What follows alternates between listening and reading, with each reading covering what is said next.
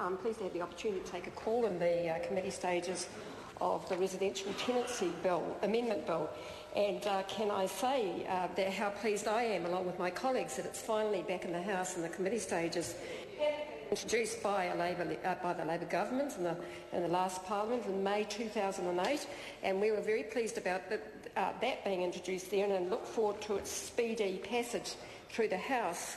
And particularly issues like boarding houses being included in the new legislation. Unfortunately, people that have covered that rely on the provisions in this bill have had to wait a very long time.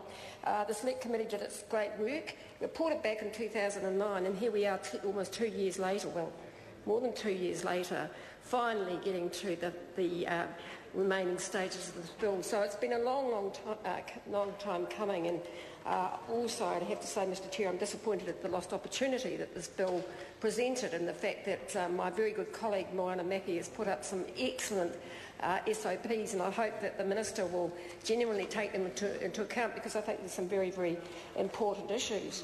Now, I did have to wonder, actually, if the Minister's been so busy to get, and swanning around Northcote. He couldn't resist it today. Holding up the report in the North Shore Times, that really good left-wing local newspaper, front page, really good left-wing, the North Shore Times, every week a column from that member over there or his other colleague, never anything from Labor in there, and there he was on the front page. And he couldn't help but tell the House how the tenants cheered. You know why they cheered, Minister? They cheered because they've been worried about whether the community renewal project is going to continue, because it's been up in the air. And guess who started it? Guess who started the community renewal project? Way back in the early 2000s. Actually, it was Labor that set that up. It was Labor that put forward the funding. Labor that funded the Tonar Street project, Mr Coleman. Labor that did put the money forward that has funded it. And there was the Minister. He was the Minister last week, taking a bow for something that he taking credit for something that he had nothing to do with, absolutely nothing to do with.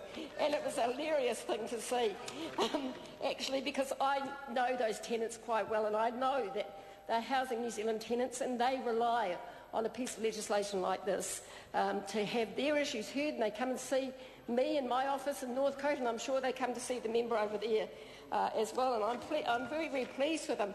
But the other interesting thing about that little celebration the other day was that the same day there was a report in the New Zealand Herald saying that the Tonar Street project was on hold because of issues around stormwater and so on, and the Minister didn't like that because that kind of spoiled his big moment.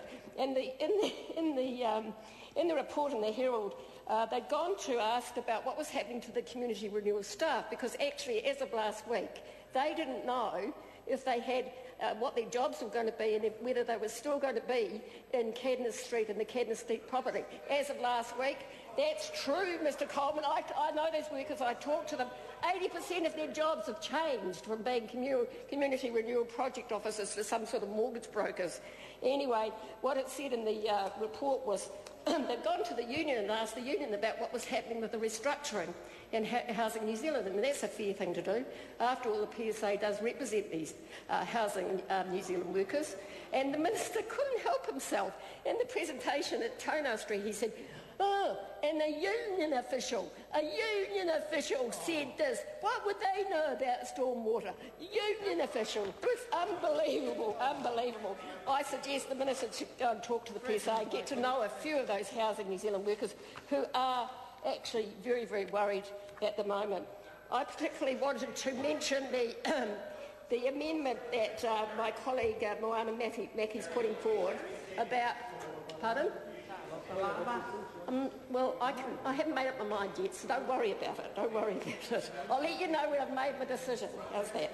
I wanted to talk about the representation at the Tenancy Tribunal, Mr Chair, and my concerns around the changes to that, where it raises the monetary threshold on the automatic right to be represented by a lay representative or a council from 3,000 to 6,000. And the problem is, for the people of Northcote that I've been talking about, there's no way that they can afford that. Mr Chair, call him away.